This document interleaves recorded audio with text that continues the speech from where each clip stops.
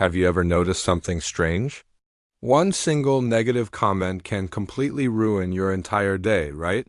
But then 10, 20, even 100 positive comments barely seem to make a dent. You might think, am I just weak? Am I too sensitive? No, that's not weakness. That's your brain, your own mind working against you. And today, we're going to unpack exactly why that happens and what you can do about it. It all comes down to a fascinating and frankly frustrating feature of the human brain. Your brain is naturally, biologically wired to focus on negativity. Scientists have a name for this. It's called the negativity bias. Now, this isn't some new age concept. It's a deeply ingrained survival mechanism that's been with our species for thousands and thousands of years. Think about our ancient ancestors living out on the savannah. For them, survival was a daily struggle. What was more important for staying alive? Noticing a beautiful sunset, or noticing the rustle in the bush that could be a saber-toothed tiger?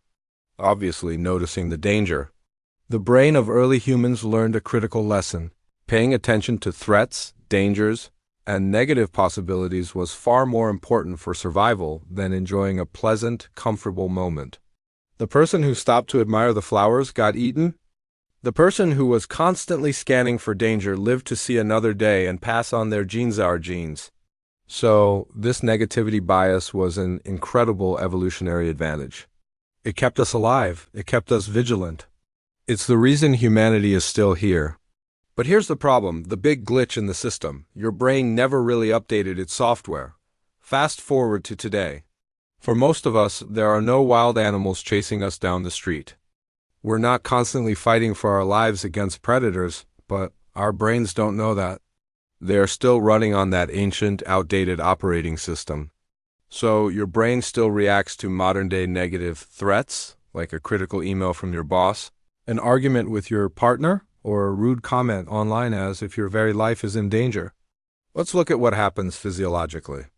Every time you encounter one of these negative thoughts or experiences, your brain's alarm system, the amygdala, goes into overdrive. It triggers a cascade of stress chemicals like cortisol and adrenaline, flooding your system. Your heart rate increases, your breathing gets shallower, your muscles tense up. Your focus narrows down to a laser point, fixated on the source of the threat. Your body is preparing for a fight-or-flight response, just like our ancestors did. It's an intense, all-consuming physical and mental reaction. Meanwhile, what happens when something positive occurs? You get a compliment, you achieve a goal, you have a wonderful conversation with a friend. These moments feel good, sure, but they don't trigger the same kind of intense, urgent, all-hands-on-deck reaction from your brain. Your brain processes positive information, but it treats it as less important, less urgent. It's like, oh, that's nice, and then it moves on, still scanning the horizon for the next potential problem. The good stuff just does unstick to our brain's Velcro-like surface the way the bad stuff does. This is why bad news spreads like wildfire, while good news travels at a snail's pace. It's why criticism from one person can hurt more deeply and last longer than praise from 10 people. It's why we can have a fantastic day, but one tiny negative event at the end of it can sour the whole experience. And it's why, for so many of us, happiness can feel so fleeting, so temporary, while anxiety and worry feel so constant and persistent. We're not being pessimistic. We're just operating with the brain we were given. Here is another shocking fact that really drives this home. Neuroscientists have found that the brain not only reacts more strongly to negative events, but it also remembers them in much greater detail and for a much longer time. This is called asymmetric memory encoding. Your brain literally works harder to store negative memories than positive ones. Think about it. You can probably recall with crystal clear clarity an embarrassing moment from 10 years ago. You can feel the cringe, hear the words.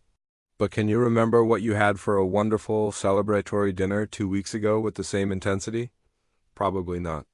Those negative experiences are burned into our neural pathways, while the positive ones are often written in disappearing ink. This isn't your fault. This is not a character flaw, it's biology. So where does that leave us? Are we just doomed to be slaves to our brain's outdated programming, constantly dragged down by negativity? Absolutely not. The most powerful thing you can do is simply to understand this mechanism. The moment you realize what's happening, you can stop blaming yourself. You can stop thinking, what's wrong with me? Why can't I just be happy? There's nothing wrong with you. Your brain isn't broken, it's just running on old software. It's built for a world that no longer exists. And this realization is the first step toward taking back control. The key is not to try and eliminate negativity. That's impossible, and it's not even healthy. Life will always have its challenges and its difficult moments. Trying to pretend they don't exist is a recipe for disaster. The real key, the secret to a more balanced and fulfilling life, is to consciously and deliberately train your focus. Your brain is like a garden. If you let it go, the weeds of negativity will naturally take over because that's what is programmed to grow fastest and strongest. But you are the gardener. You have the power to decide what you plant and what you nurture, what you feed your brain on a daily basis, the thoughts you entertain, the content you consume, the memories you choose to revisit. This becomes the fabric of your reality. So how do you train it? It starts with small, intentional practices. It's about taking a few extra seconds to truly savor a positive moment, a practice known as savoring when something good happens. Don't just brush past it. Pause, notice how it feels in your body. Acknowledge the good. This helps to build stronger neural pathways for positivity. It's about practicing gratitude, actively looking for things to be thankful for, even small things. Forces your brain to scan for the good, counteracting its natural tendency to scan for the bad. It's about being mindful of your thoughts, catching those negative thought spirals before they take hold, and gently redirecting your attention. It's not a quick fix. It's a practice, a form of mental fitness, like going to the gym for your brain. You have to be consistent. But every time you do it, you are slowly, deliberately rewiring your brain. You are updating its ancient software, one thought at a time. Remember, what you focus on expands. If you passively allow your brain's default settings to run your life, negativity will silently and relentlessly take control. But if you choose to be the active director of your own mind, you can train it to see the good, to hold on to the positive, and to build a reality that is not defined by ancient fears but by present joys. Train your brain wisely. Your life depends on it. Thanks so much for watching. If this resonated with you, let me know in the comments below. And do not forget to like and subscribe for more content on how to understand and work with your mind, not against it. See you in the next one.